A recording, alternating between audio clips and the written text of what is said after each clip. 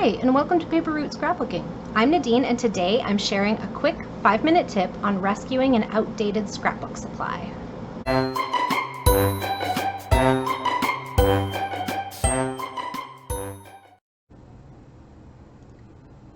Okay, so if you watched my thrifty haul video that I picked up at my local thrift store, I had a box of paper, and in it was this pack of Western Crafts wedding paper from 1998. And so looking at the paper, I know I'm not going to use it the way it is. Thought about passing it on, but I feel like it's pretty dated and probably no one will be that interested in using it. So I am going to cut it down because it's a good quality cardstock sheet, and I'm going to cut it down. And so like here's, I gave one a try already. I cut off the bottom strip and then this top piece, and this one was the main one. It had like the intro page on it, and then I cut an end off here, and that gave me a blank sheet of white cardstock that I can run through my printer for journaling. It also left me with some pieces from the top, and I think I'm going to just hang on to those because I can run those through my printer if I need a smaller piece. I can also use it for punching small things. I can also use it for scribbling on if I need to. So I'm going to put this with my small white cardstock scraps. Can also mount white sticker or clear stickers on white cardstock and cut them out to use them more like die cuts to modernize them. So I have a lot of uses for smaller scraps of white cardstock. I often keep it quite small. So I'll show you which piece I will throw away. So I am going to set my timer for 5 minutes, and we're just gonna have a little scrappy chat. And I'm gonna cut down some dated paper to make it usable in my space instead of tossing it out. So if you did watch my scrappy haul from the thrift store, I decided to keep around 50 sheets of the what do you call it, Western, I guess, papers, and I decided to keep all the cardstock. The cardstock was 15 sheets. The Western papers that I kept were around 50 of them. Whether I'll use all of those, I don't know, but I'm going to keep them for now. And see how this has just a little bit of the green from the design on this corner piece. That comes off with just when I cut it down to 11 inches. Okay, so it leaves me with a white sheet of cardstock. Okay, so that's just going to go in with my other white cardstocks to run through my printer. Now I have this piece, so I'm going to cut the end off. And oh, there's still a little bit on there, so I'm just going to chop that off, and I'm going to keep this piece for small scraps of white cardstock. This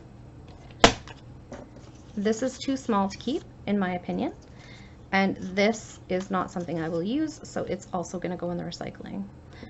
But most of this will be salvaged for journaling.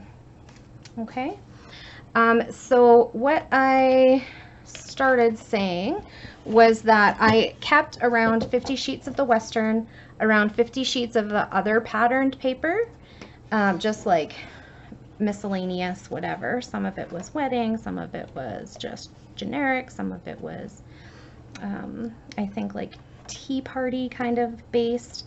And I went through there and I kept about 50 other sheets. So I kept about 100 sheets of patterned paper, and I kept about well, I know exactly, I kept 16 sheets of full 12 by 12 sheets of cardstock. And ooh, I don't know if this one's gonna, here, let's try this way. When I did the math, it turned out to be roughly about 5 cents a sheet in total. So I did make my mark there in terms of not wanting to spend more than 10 cents a sheet when I buy dated papers at a thrift store or whatnot. Now I'm not going to worry about this, just like I'm not going to worry about this one. Okay, because I can print on the other side. Also, very often when I print in my text boxes, it doesn't go all the way to the edge like that. There's a margin, so I'm not going to worry about that.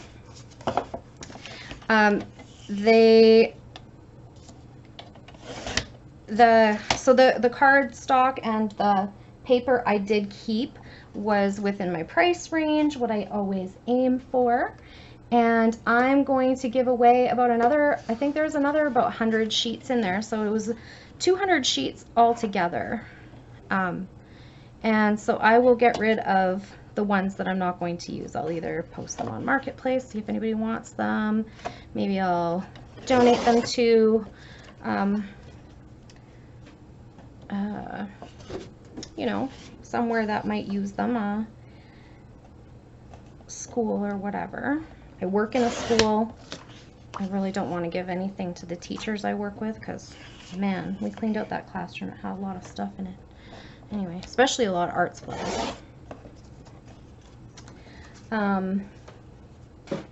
There we go. Oops, I wanted to keep some of that. Come back here, you. So there's this one. And yeah, so I feel like I really got a good deal there. Eventually I will probably get rid of some of the, what do you call them?